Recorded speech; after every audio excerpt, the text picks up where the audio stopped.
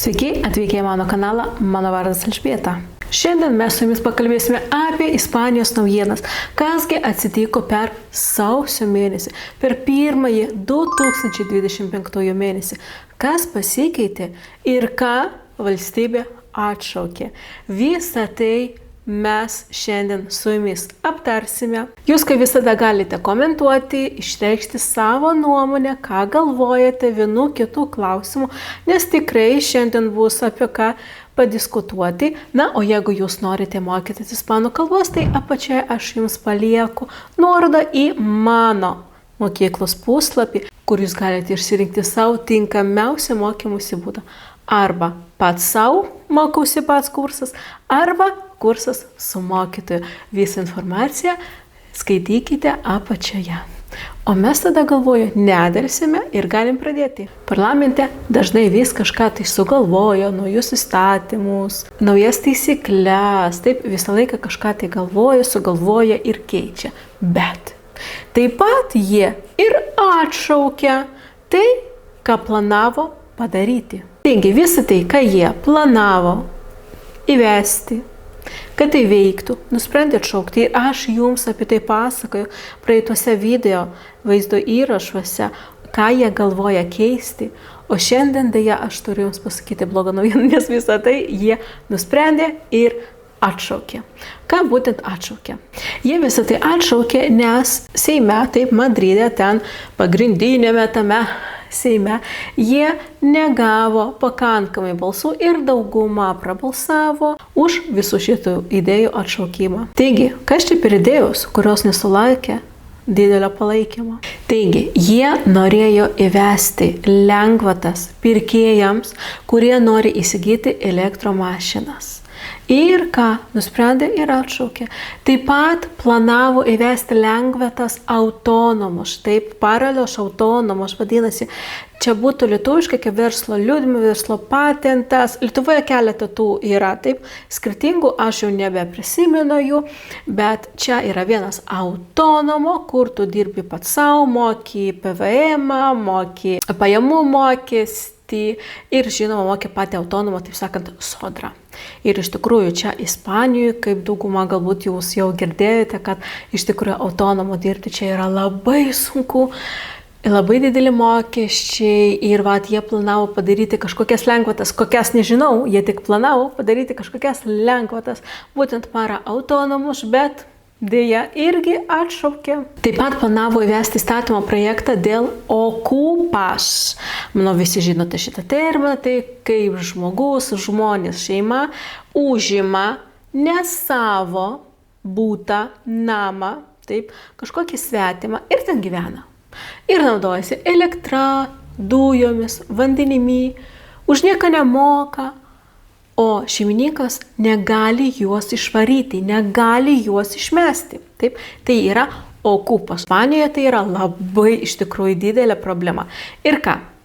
Irgi atšaukė, nes buvo planuota, kad bus galima per pirmas 48 valandas išmesti lauk tuos okupas, kad galima bus jiems nukirpti elektrą, dujas, vandenį, taip, kad tokiu būdu su jais kažkaip kovoti, kad jie išsinešdintų.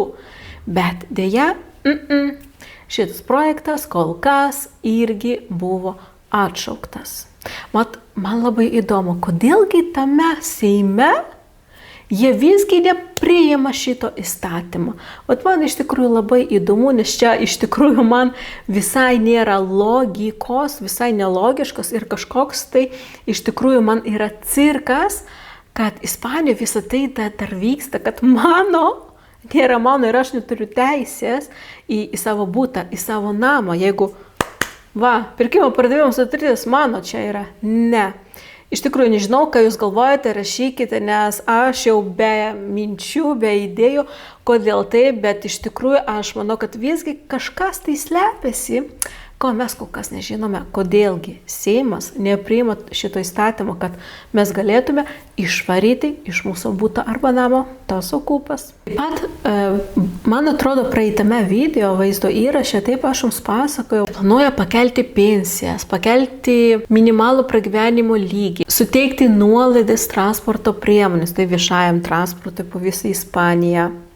Bet nieko nebus. Visa tai, ką jie mums žadėjo, ką sakė, kad tuoj viskas bus, deja, nieko nebus. Ir kaip tik iš kitos pusės jie atšaukė, taip nebus jokių lengvatų, nieko, bet dar ir mokesčiai pasikėlė, nes kai kurie mokesčiai tapo dar didesni nuo šių metų. Ne veltui. Ispanija yra vadinama mokesčių šalimi. Aš čia 100% tikrai sutinku su tuo. Iš tikrųjų, turbūt labai įdomu būtų daugiau analizuoti, suprasti Ispanijos politiką, Ispanijos partijas, Seimą. Turbūt reikėtų pradėti tuo domėtis ir jums kartu papasakoti, taip, kad ir jūs žinotumėt, nes šitie visi žaidimai, jie vyksta tarp jų, tarp Seimo visų tų partijų ir jie tarpusavėje, vienas nori, kitas nenori kažkokie žaidimai ir iš tikrųjų būtų asmeniškai man tikrai įdomu pasigilinti ir suprasti, kaipgi veikia. O jums, ar būtų tai įdomu, jeigu taip prašykite ir tada aš padarysiu didelį darbą, nes čia reikės man nuo nulio viską pradėti ir ieškoti informacijos. Bet jeigu jums irgi tai įdomu, tai rašykite ir pasidalinsiu su jumis. Sekanti naujiena, kuri visus šokiravo tai, kad Ispanijos premjerministras Pedro Sánchez pasakė, kad nori įvesti 100% mokestį nekilnojamojo turto pirkėjams užsieniečiams, vadinasi, ne Europos šalių ir ne rezidentams. Vadinasi, tiems, kuriems reikia vizos. Žinoma, čia yra, taip sakant, vienas iš punktų, nes jis pasiūlė iš tikrųjų 12 įvairių atnaujinimų, kurie yra svarstomi ir vienas iš tų atnaujinimų yra būtent šitas punktas. Ispanijoje jau keletą metų gyvoja tokia problema, kad patys ispanai negali įsigyti savo būsto. Neužtenka jų uždarbių. Ir plus papildomai ne tik, kad neužtenka, o atvažiuoja užsieniečiai su daug pinigų ir jie viską superka. Ir jie patys negyvena, o jie nuomoja, o patys gyvena savo šalyje ir čia į Ispaniją atvažiuoja tik atostogauti. Ir paklausa labai yra didelė. Ispanija yra labai patraukli daugeliu šalių. Daugelis žmonių nori ir svajoja gyventi čia arba nori įsigyti čia nekilnojamąjį turtą. Ir kas turi pinigų visi važiuoja, nes jiems čia yra pigų palyginus. Taip, jų darbo užmokestis ir ispanų jiems yra pigų, o ispanams yra sunku. Ir dėl to valdžia kažkaip planuoja sureguliuoti, pakeisti, kad visgi ir patiems ispanams būtų lengviau. Nes iš tikrųjų Ispanija, tai ispanai kaip ir turėtų būti pirmenybė, bet žinoma, visi žinome, kad Ispanija gyvena iš turizmų. Čia yra didelis valstybės procentas, tai pinigų, kuris atneša. Tik 2023 metais, vadinasi, ne Europos piliečiai, įsigijo 27 000 nekilnojamojo turto vienetų. Tikrai daug ir labai daug kas atvažiuoja ir su dideliais pinigais, kai kurie ne tik nupirka vieną kokį butą ar vieną namą, bet daugelis taip pat atvažiuoja ir superka visą bloko namą, arba keletą namų, arba keletą daugiau aukščių ir visą tai paleidžia nuomai. O nuoma, žinoma ką, didelė, nes turistų daug atvažiuoja, jų čia atvažiuoja 10 milijonų, labai daug ir kainos kyla. Pirkimo taip pat kyla ir patys ispanai lieka su nieko. Ir pasižiūrėsime, kągi valdžia nuspręs, nes vis galvoja, nes žmonės ar nepatenkinti, taip pat žmonės išeina į gatves, išreiškia savo nepasitenkinimą.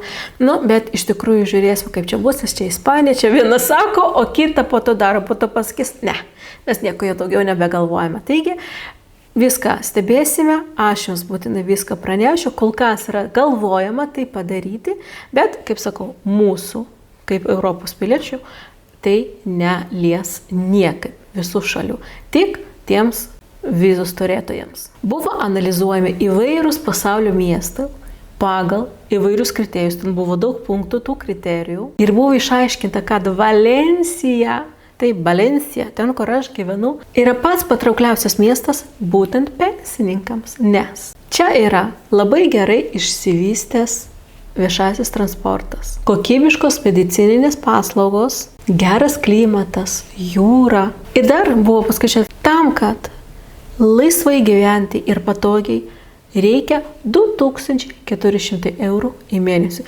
Ir tada tas pensininkas gyvens savo labai lengvai.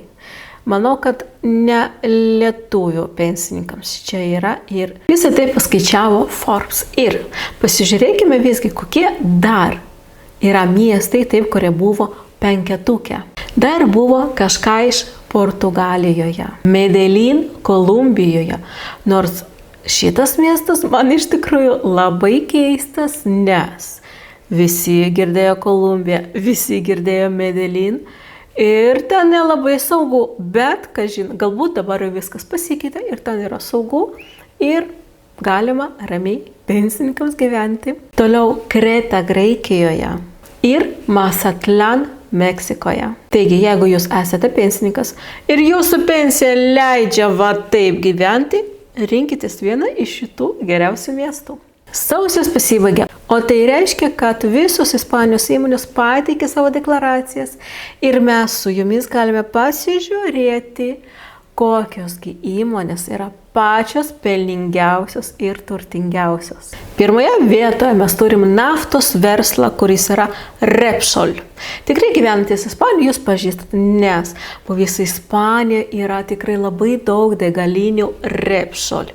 Ir vat jinai yra pirmoje vietoje, nes už praeitus metus, už 2024 šitą kompaniją uždirbo beveik 59 milijardus eurų. Įsivaizduojate? Wow! Ir jie turi 25 000 darbuotojų, kurie dirba 27 pasaulio šalyse. Antroje vietoje mes turim Iberdrola, elektros kompaniją. Manau, irgi apie ją visi yra girdėję. Ji dirba ne tik Ispanijoje, bet ir Latino Amerikoje ir Jungtinėse valstijose. Ir šita kompanija už praeitus metus uždirbo beveik 49 milijardus eurų. Trečioje vietoje mes turim Telefoniką, Ispanijos telekomunikacijos gigantas. Ketvirtoje vietoje mes turim Grupo ACS, kurį valdo Madrido futbolo prezidentas ir jo aktyvuose buvo paskaičiuota už praeitus metus, kad jis uždirbo virš 36 milijardų eurų. Ir penktoje vietoje mes turim Mercadona. Visi, manau, pažįsta šitą garsą, kas gyvena Ispanijoje, žinoma, Mercadona penktoje vietoje. Praeitais metais buvo tokie gandai, kad Ispanija planuoja legalizuoti visus imigrantus. Iki tam tikrų metų aš pasakojau irgi šitą dalyką, taip? Ne, nieko jie nelegalizuos, jie nenori, jie persigalvojo. Ir dar jau yra įtvirtintas įstatymas nuo balandžio 3 dienos, jie jau nebeišduos auksinės vizos. Auksinė viza buvo suteikiama ne ES piliečiams ir kai jie kažką tai įsigydavo už 500 000 ir daugiau eurų. Gera naujiena pensininkams. Tie, kas gauna pensijas mažiau negu 11 000 eurų į metus, jie gali laisvai pretenduoti, eiti ir prašyti nemokamus vaistus. Ir tokių pensininkų yra skaičiuojama, kad yra apie 6 milijonus. Taigi iš tikrųjų labai gerai, kad taip šalis rūpinasi pensininkais ir kas turi mažesnę pensiją, tikrai galės savo įsigyti nemokamai vaistus. Taip pat Madrido Seimas, pagrindinis, centrinis, jis atšaukė visas lengvatas viešajam transportui, taip sakant, bilietams, mėnesiniams ir kartiniams, taip, visas tas lengvatas jis atšaukė ir dabar pats regionas nusprendžia, kokias jis lengvatas turės, laikys arba kokias atšauks. Ir žinoma, dauguma bilietų grįž prie senų kainų arba netgi pakils, kaip paskutiniais metais mes tai tik ir matome, kad kainos kyla. Ir tai, kaip kiekvienas komunidat spręs šitą dalyką, tai pavyzdžiui Madridas, jisai nusprendė, kad nebeduos tos 60% nuolaidus bilietams, o Valencijoje jau pasibaigė. Nuo sausio 31 jau nebėra jokių lengvatų. Aš dar pati nebuvau nuėjusi pasipildyti savo kelionės, dėl to nežinau kokios kainos yra, bet kai tik nueisiu, pasižiūrėsiu, papildysiu ir jums būtinai papasakosiu, kokiasgi dabar yra kainos. Nors lengvatos irgi buvo planuota, kad išsilaikys, bet žiūrėsime, ką Comunidad Valenciana visgi paliko, o ką ne. Baskų šalys nusprendė, kad visas nuolaidas išlaiko ir Kanarų salos irgi pasakė, kad mes už savo sąskaitą išlaikysim visas tas nuolaidas. Vis dar Ispanija galvoja padaryti vieną bilietą po visą Ispaniją, taip kad su vienu bilietu jūs galėtumėte važiuoti ir po miestą, metro, bus, trambyje, taip pat ir con cercanía, vadinasi, su tais traukiniais, kurie važiuoja į priemiesčius, su tais traukiniais, kurie važiuoja į kitus miestus, tokie kaip Oigo ir visi kiti, taip, traukiniai, kurie yra greitieji ir yra planuojama padaryti tokį vienintelį bilietą visam, bet aš manau, kad visgi to nebus, mes galime netgi nesitikėti to, nes čia yra labai sunku, nes kiekvienas regionas, komunidad turi savo kainą, savo atstumus. Manau, bus labai sunku ir finansiškai, ir visą tai suorganizuota, dėl to jie tik kalba apie tai, bet galim iš tikrųjų netgi apie tai ir negalvoti, kad kažkada tai tokio įvyks, nes mano manymu tai bus labai sunku įgyvendinti ir tikrai tokio vieno po visą Ispaniją galiojančio bilieto mes taip ir nesulauksime. O čia buvo visos naujienos už sausio mėnesį. Tikiuosi jums patiko. Prenumeruokite kanalą, neužmirškite apie man patinka. Jūs taip palaikysite šitą vaizdo įrašą ir daugiau žmonių jie galės pamatyti. Ačiū, kad buvote su manimi ir jau susitiksime greitai kitame video. Aš suprantu.